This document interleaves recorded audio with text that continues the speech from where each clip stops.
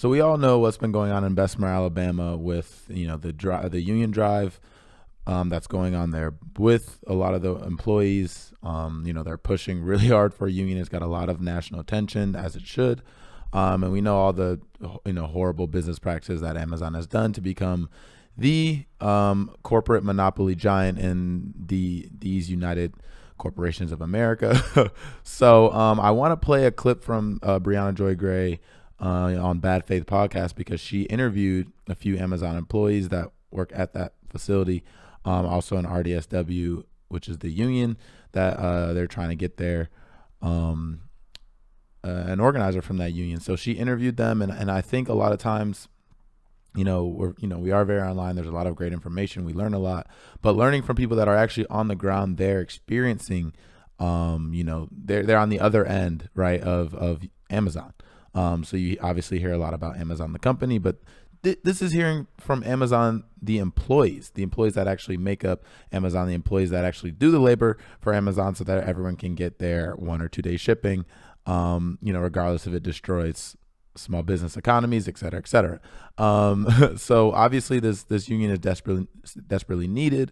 Hopefully it can spark, a more national movement, especially within these large chains like Amazon and Walmart, to have a greater union representation. So I want to play these clips because I think it's just very, very important for us to hear from those people on the ground actually experiencing what's going on there. So let's play these few clips, and we'll go from there.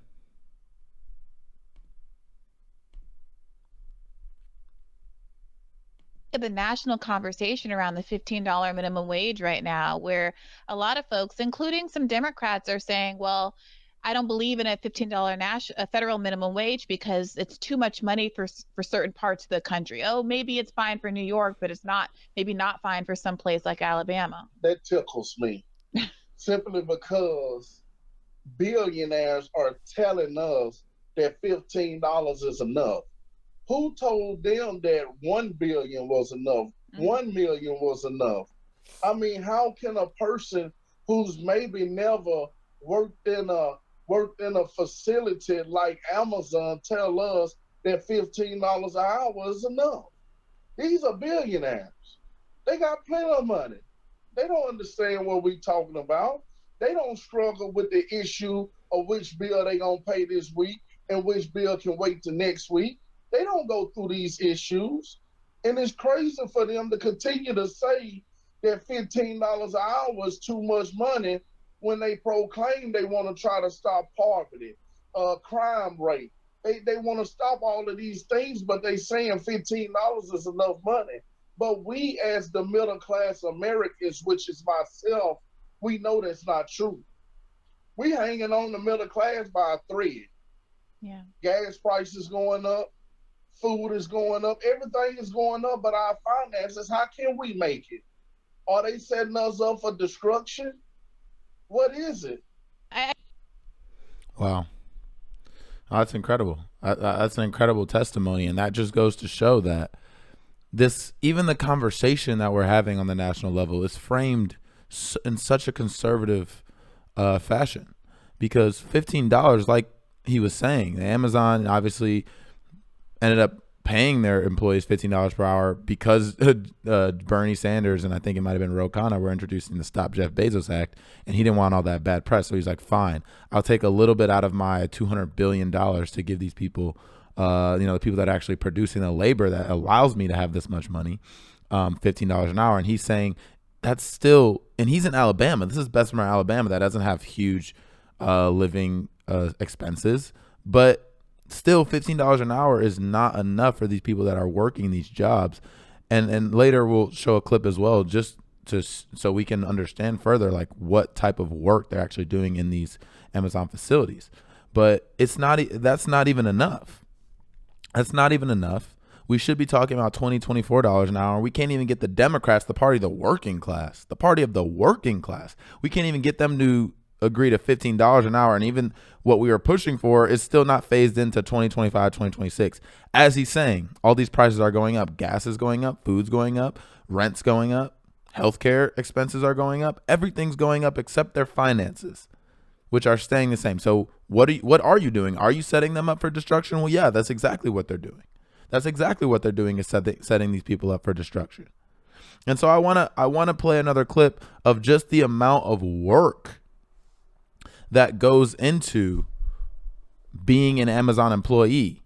And then and you'll see what he has to say. He's saying, you think $15 is enough? Look at all the work we're putting in. Look at everything we're doing, so these wages, or so this money for this huge, massive multinational corporation can be made. So let's take a listen to what this Amazon employee had to say about that. Saw you nodding too as well, Daryl. Do you think it would make a difference in terms of people's, willingness to vote, to turn out, to participate, if the Democratic Party did seem to be fighting harder for things like a $15 minimum wage, or was able to secure a $15 minimum wage before the next, election cycle? Like Big Mike said, Briahna, Mm-hmm. And I'm on the inside, Mm-hmm. and what we do in there Mm-hmm. is stressful, it's tiring, exhausting. Yeah. No water when you need it. From the time you get there, you're running.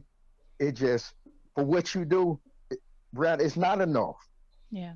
And employees do deserve better, more, a better pay rate. If he was there, Jeff Bezos, if he was to work there, he'll feel absolutely the same way. Like Mike said, like Big Mike said, how can the richest man or somebody got way more money than anybody tell us what we deserve, what we deserve, what we need? Everybody, we living on the edge, Yeah. and we're not getting paid what we deserve. When I say we working, everybody in that facility work 110%, give it the all. Who wanna go to work not knowing that you're gonna get fired, not knowing that you go to the bathroom get fired, not knowing all you could do you not appreciate, and not getting paid for what you do? It's rough. Elon, I want to ask you. Wow, you hear that? It's rough. It's rough having to live that life every single day, and knowing that you hear all these politicians and everyone saying, oh, we value these essential workers so much. Y'all are the reason that the country was able to survive this pandemic. These people worked through the entire pandemic in bad conditions. You saw Christian Smalls get fired in Staten Island for organizing against these terrible work conditions, as he saw a bunch of his coworkers, who he was the supervisor of, he felt like he had a responsibility to, get sick. Some people die.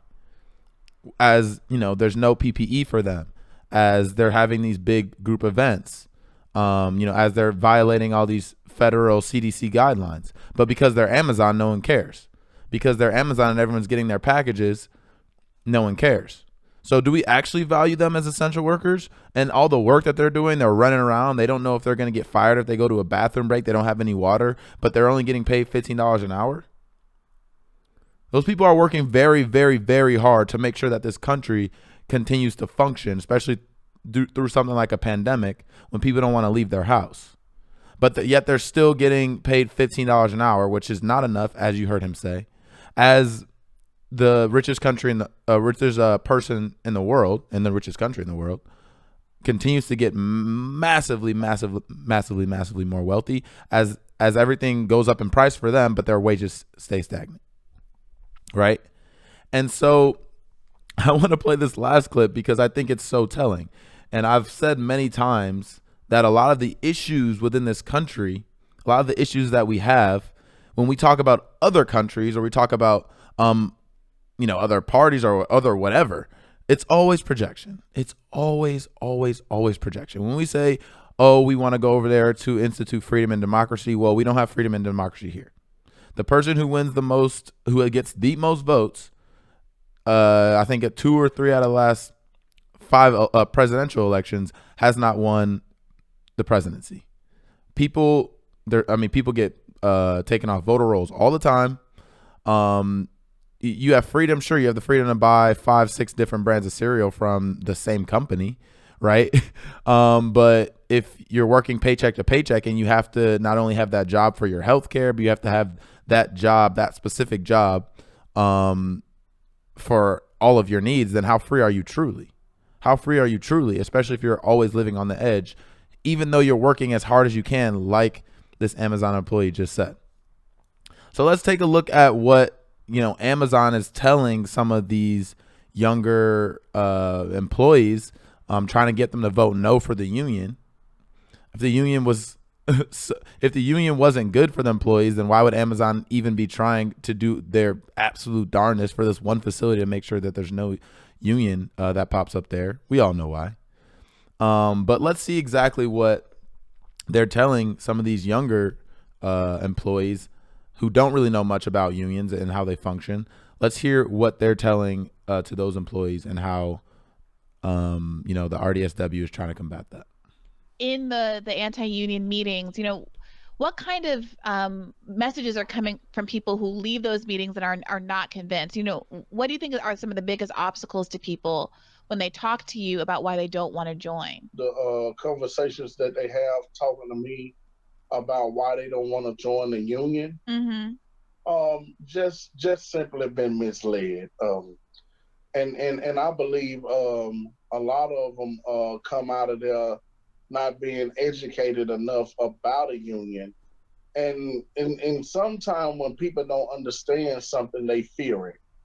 Simply because of the misunderstanding. And they come out saying that Amazon said y'all gonna take our money, that we're gonna lose our benefits. The union don't care nothing about the people, only about their money, saying that they gonna close the facility down. And they say things of that sort. All of that they say for the reason why these employees should not want a union is the exact reason why they need a union. Why? Because if you go to the bathroom, Amazon can just fire you. Amazon could just fire you, which is what they're saying about the union. Or they just care about money. The union just cares about money. They don't care about, your rights as a worker. Okay, that's all Amazon cares about is money. They don't care about their rights as a worker. That's exactly why they need a union, so they have someone caring about their rights.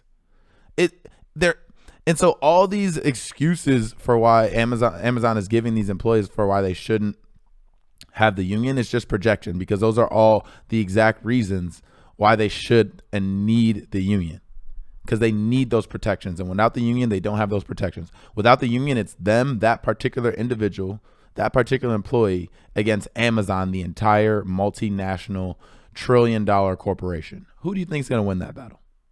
And so I'm really glad Briahna Joy Gray did this interview. It was really enlightening to me. I knew all these things this was a huge issue. This was something that we needed to be pushing for, but just the amount of work and labor that they have to go through every single day just to struggle as Jeff Bezos gets $80 billion richer during the pandemic, it's just unfathomable. So support that union over there in Alabama. If you're in Alabama, make sure you're supporting them as much as you can. If they're having any type of protests or anything, make sure you're out there. And let's keep piling on the support for them, because this is important. And what they said in this interview was all the outpouring of support from the outside has helped so much. It's actually making a really big difference. So let's make sure we keep covering these issues, make sure we keep supporting these issues online and on the ground with our dollars where we can. And yeah, let's make sure, like they were saying in this, that we're fighting for something more than a $15 minimum wage. Because even in Alabama, a $15 minimum wage, like that RDSW organizer and that Amazon employee said, is still, you're hanging on by a thread. Is that really where we want our people in this country, hanging on by a thread at all times? That's why we need to be pushing for more. And that's why we can't settle. We can't compromise. Okay. So, shout out to the union drive over there in Alabama. Make sure we're giving all our support to them. It's really making a difference. And, the vote's coming up soon, and hopefully we'll get a yes vote and we'll have a union, I think the first union in an Amazon facility.